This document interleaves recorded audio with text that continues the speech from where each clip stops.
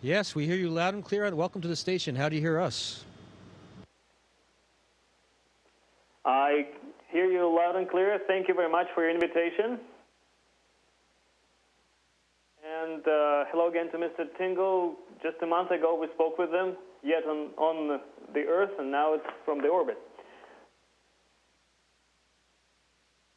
So first of all, hello again. It's great to be speaking with you. Here. And my first question is about the holiday itself. How actually did the crew celebrate the New Year and Christmas? Because I know that you are tied to a particular Greenwich time, but someone mentioned that you did it many times on the orbit.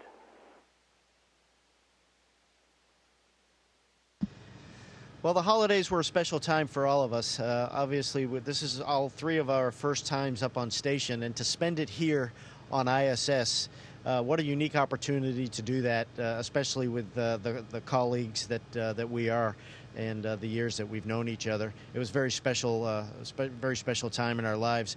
We did spend it by talking with our families a little bit on some video conferencing and with phone calls. But the Christmas time was a little bit busy. We had a lot of work to do with some cargo ops with the Dragon that's attached or docked to ISS. And on New Year's Day, we took a little bit of time off. But more importantly, we celebrated by having a nice, good dinner with our Russian colleagues down in the Russian segment. They were very hospitable to us, and it was fun to sit and relax with them.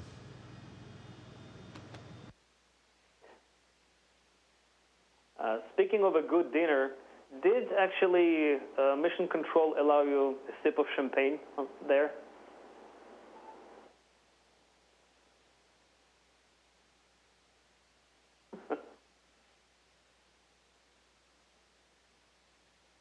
No, I think the question was, were we allowed champagne? No, we're not allowed any alcohol, but our Russian crewmates went ahead and made us some grape juice with labels that made it look like we had champagne, so that was kind of fun to pretend. Speaking about holidays on the orbit, there's a multinational crew, and definitely it depends on the national holidays, religious holidays. You could celebrate them many times.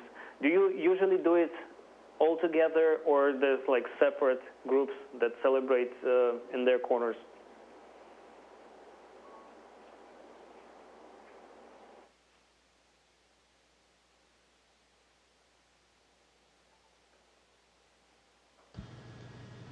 That's a really good question. We come from, we have 16 to 18 international partners that make up the ISS program, and we all work very hard together. Right now we have three nationalities, being Russia, Japan, and America on board in the close quarters.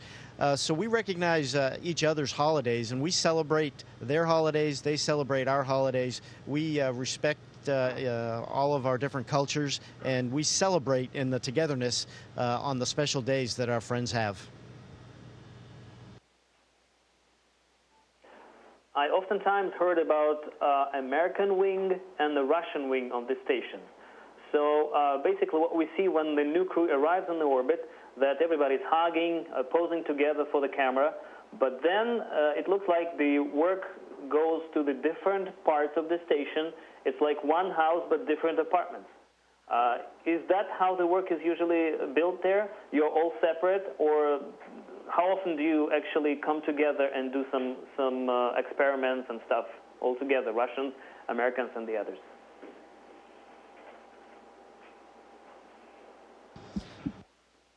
So it is definitely one crew, but our work is controlled by, on the U.S. segment, that means Japan, the United States right now. We have our plan put together largely by Mission Control Center in Houston, leading other nations, and then the Russian crew members, their day is controlled largely separately. So yes, most of our day we're not interacting. We certainly come together for special dinners, and we have a movie night together. And sometimes, for example, especially when we only had 3 crew members on the station, we were shorthanded for some work, and we asked the Russians to help, and they came in and joined up when it was really crucial to make that happen. but you're right. Most of our day is largely spent separately. You mentioned the movie nights. In what languages are those movies, and what kind of movies can you mention?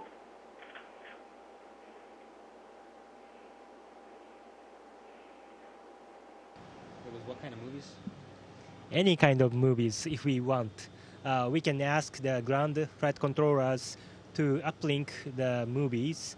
So we are picking up one person at a time, and that person select the movie, and we ask that movie for the ground to uplink to watching on board the station.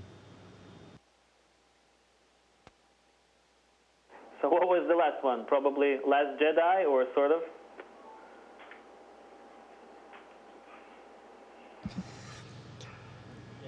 Well, the last movie night was a Russian pick, and they picked the 310 to Yuma. All right. I know that being prepared by the Roscosmos program, you have several certain procedures according to the Russian space program, including learning Russian language. And they also have some traditions like watching certain movies before launching on the orbit. Did you actually follow those steps as American or Japanese crew?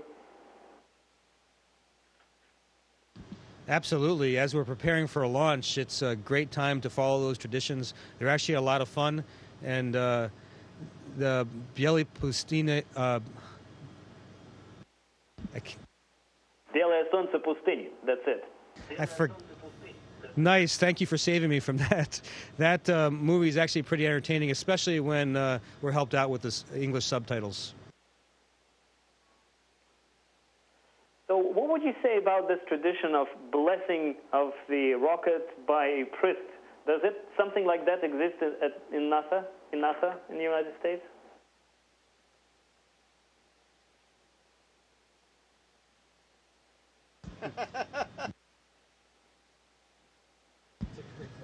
That's a really good question. None of us have gone through a launch in the United States, so we're not really sure. I'm going to look into that, and hopefully the next time we talk, I'll have a good answer for you. Speaking of launch in the United States, we know that there are at least 2 such launches planned for next summer, including private corporations. Could you share with us maybe some of your friends, maybe you already aware about who is scheduled for that flight?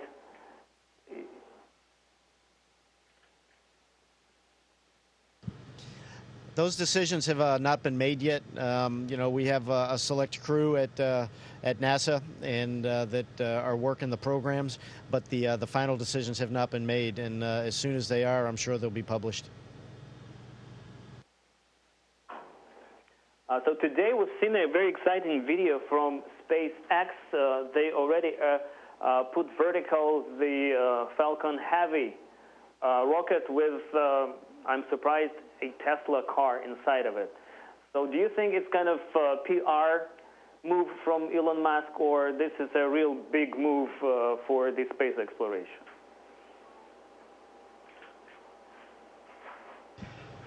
Well, launching a car into space, I don't think really has a whole lot of utility other than to show that you can do it.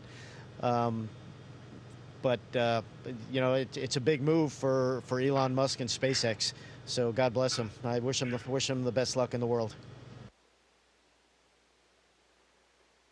Right before the new year, President Trump announced the new goals for NASA in space, and someone noticed that instead of direct Mars exploration, he shifted the attention to returning to Moon.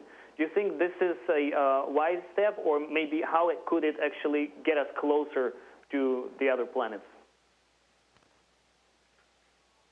I think it's an extremely wise step. I think the Moon provides us an excellent opportunity to rehearse relatively close to the Earth, inhabiting a planetary-sized object, with the ability, if things go wrong, to get people back fairly easily, relatively easily, certainly compared to going to Mars. I think it's going to be a huge step for humanity to have a lasting presence any place other than the Earth, other than low Earth orbit. So I'm really looking forward to getting people on the moon, keeping them there for long periods of time, and then using that as a way to test out equipment to get ready to make sure we do it safely when we finally do get to Mars.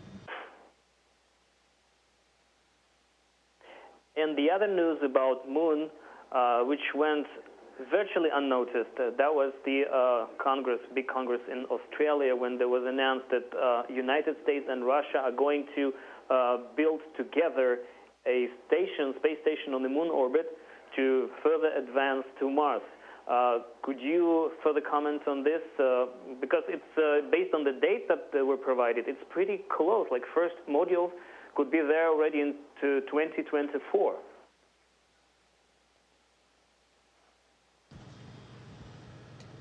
Going back to the moon is a bigger project than a lot of people think. Just because we've done it before doesn't mean that we're that close to doing it now. We've got a lot of work to do. We've got a lot of engineering to do. We've got a lot of planning to do. We've got a lot of operations to do. And it's going to be expensive. It's going to take a lot of manpower. It's going to take a lot of thinking outside the box to make it as quickly and efficiently as we can. And we can't do that alone. We're going to need to do it with international partners. So I do believe that the international partnership will work. I believe it'll be necessary to really have a good product and to be able to achieve success with that mission goal. Out of the blue, if I ask you, what do you regard as the biggest space achievement of the last year, 2017, what would you name?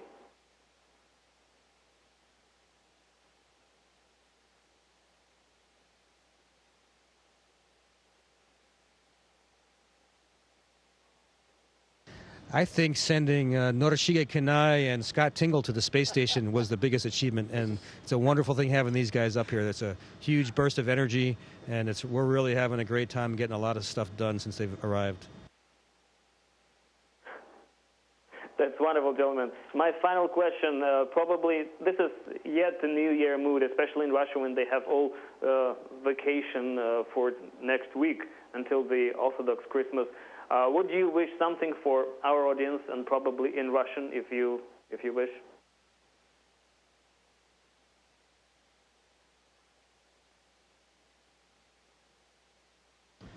Я очень рад работать на станции и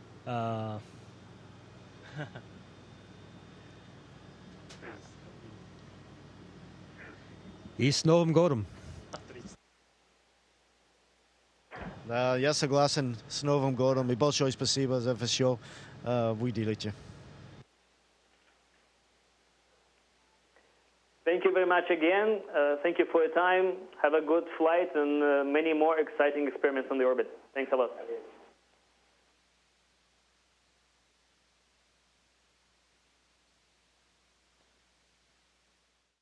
Station, this is Houston ACR. That concludes the event.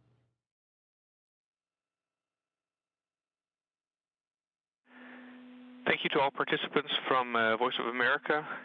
We are now resuming operational audio communications.